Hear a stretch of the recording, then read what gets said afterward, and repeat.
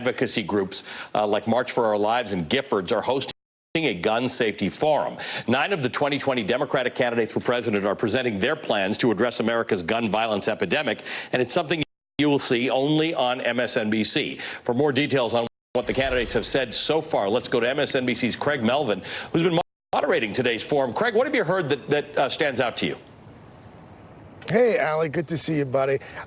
So far we've heard from 4 of the 9 that you mentioned. We started the morning with Mayor Pete Buttigieg, of course, the mayor of South Bend, Indiana, and then we heard from Secretary Julian Castro, and then after Secretary of Castro, Senator Cory Booker from New Jersey, and then we just wrapped up before the lunch break with Senator Elizabeth Warren. And as you know, there is not a great deal of daylight between a lot of the plans when you look at the plans for the Democratic contenders.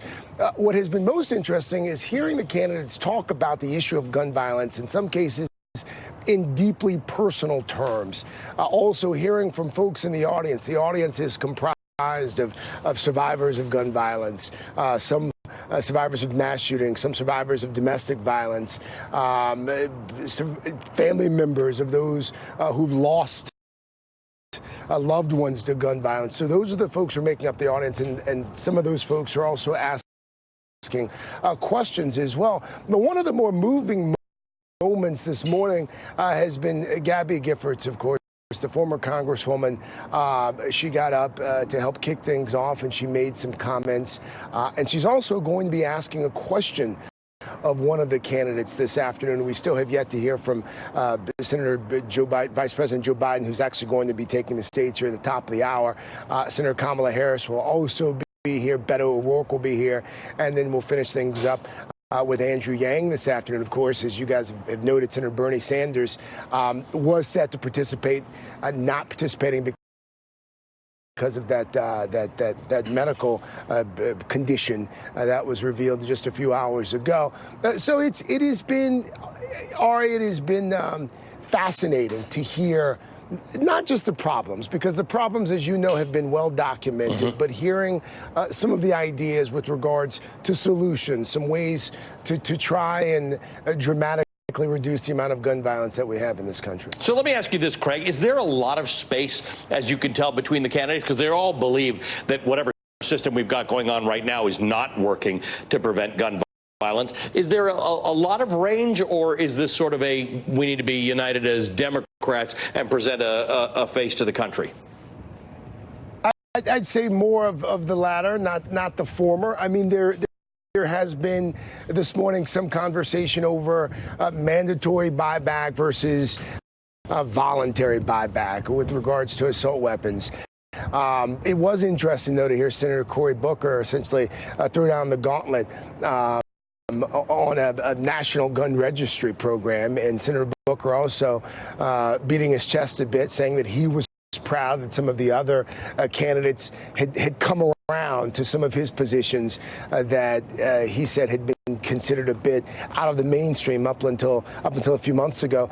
Joe Biden, as you know, late last night, he dropped his plan to reduce gun violence. We've been sifting through that over the past few hours. So looking forward to being able to ask Senator Biden about some of the specific policy aspects that he's proposing. Of course, when you look at the candidates who have a record on gun violence and dealing with the NRA, I mean, you've got Bernie Sanders, you've got Joe Biden, you've got Elizabeth Warren. They've spent a lot of time in the Senate. So we'll spend some time talking about that record as well.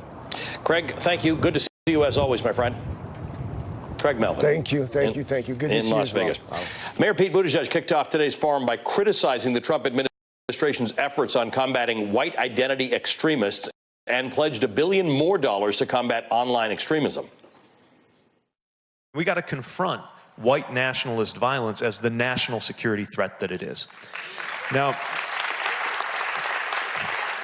this administration has actually cut funding for this. So there were resources available in the Department of Homeland Security, for example, set up in the knowledge that part of keeping this country safe means keeping it safe from homegrown extremists. I've proposed adding $1 billion to the funding for these activities because we have got to recognize the warning signs and act with the knowledge that not all not all terrorist threats come from abroad. All right, joining me now is Parkland shooting survivor and one of the co-founders of March for Our Lives, David Hogg. David, good to see you again. Look, in all the years that I've covered these mass shootings and school shootings, something happened after Parkland that really motivated people, thanks to you and your fellow classmates. But as we know, those mass shootings are not how most people die from gun violence. How do you use that argument? Because people always like to write these people, these extremists off who shoot up public places and saying they're unusual, they're different. That's not where the problem is. The problem is people die from suicides, people die from guns in their house all the time, and greater gun responsibility is something we all have to think about. Yeah, the way that I respond to that is that March for Our Lives recently released a comprehensive plan to dramatically reduce gun deaths over the next 10 years if it was implemented today. And the way that I think people should be thinking about the white nationalism and extremism is how oftentimes mental health is used as a scapegoat to not talk about racism and patriarchy, and the fact that we like to racially profile white men in this country that in reality are domestic terrorists and call them mentally ill, because we'd rather talk about mental illness and stigmatize that than talk about the actual root cause of a majority of these mass shootings, which is anti-Semitism and white nationalism. That our president for sure plays a major role in poking. Let's talk a little bit about the plan that you have suggested. It is talking about fundamentally changing the standards by which somebody can own a gun, cutting the rate of gun deaths in 10 years, cutting in half, accountability for the gun lobby and industry, naming a director of gun violence prevention, generating community-based solutions, and empowering the next generation. You'll notice the first letters of all that spell out change. But let's talk about the first one, changing the standards of gun ownership. That is something you're getting a lot of pushback on. You would think that we are, but I think in reality we're really not. Legislatively we might be, but I think a majority of Americans, for the most part, support a gun licensing system. Simply that you should need a license to buy a gun the same way that you need a license to buy a car in the first place. And in the same way that you need to have that car registered and you need to pay annual registration fees for that car, you should need to pay annual registration fees for your weapon to make sure that you're actually being safe with it. You sure that majority of Americans support that? Majority of Americans support strengthening the stupid background check system that we've got in this country, in which you can go to a gun show or get a gun from a relative. That everybody gets that that's stupid. You think a majority of Americans support licensing for guns? Yeah, I believe some of the polling has shown that. I believe in some of the polling that I've read, about 60% of Americans support a gun licensing system in the first place because they agree that something needs to be done about this. And simply that universal background checks is just the first step. It can't be the last step. And we certainly need to do a lot more, because the root cause of gun violence isn't simply a lack of background checks. It's historical injustice that affects communities across America, from the most rural communities to the most densely populated urban communities that have all experienced injustice in different ways. And that's part of what this plan hopes to approach, is a comprehensive way of addressing those injustices, because we know one of the #1 predictors of where gun violence occurs the most in cities is where communities were redlined by the United States federal government and many different economic systems in the 1930s and 40s. And we know that a majority of gun deaths happen in communities in rural America and suburban America that are in extreme despair and are affected by a massive amounts of environmental injustice and don't get the help that they need. So because this is in every important, community because in the United States, everything you're pointing out is not mass shootings. Most deaths are not mass shootings. So what part of the change plan that you have do you think will most likely address that? All the stuff that doesn't make the news, all the stuff, people die every day and there's no mention of them.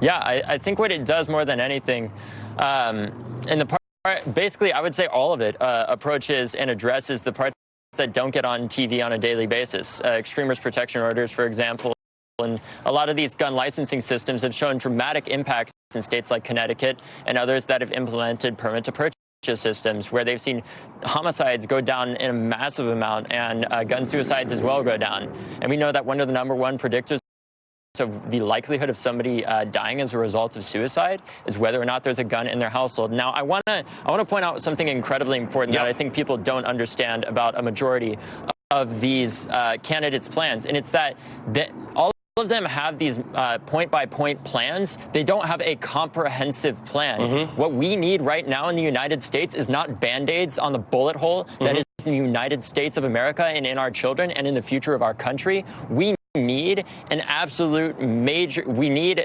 essentially need a system of blocking that and actually stopping the bleed in the first place. We need a system and a plan that isn't just universal background checks and then we'll see if we can get that. Right. And then we'll go and try doing an extremist protection. We need a civil rights act for violence and white nationalism to be stopped in the United States. And David, I'm just looking at a September NPR PBS NewsHour Marist poll where it was asked about requiring individuals to obtain a license before being able to purchase a gun, and it does show 72% of Americans in favor of that. It's even a majority of people who identify themselves as Republicans.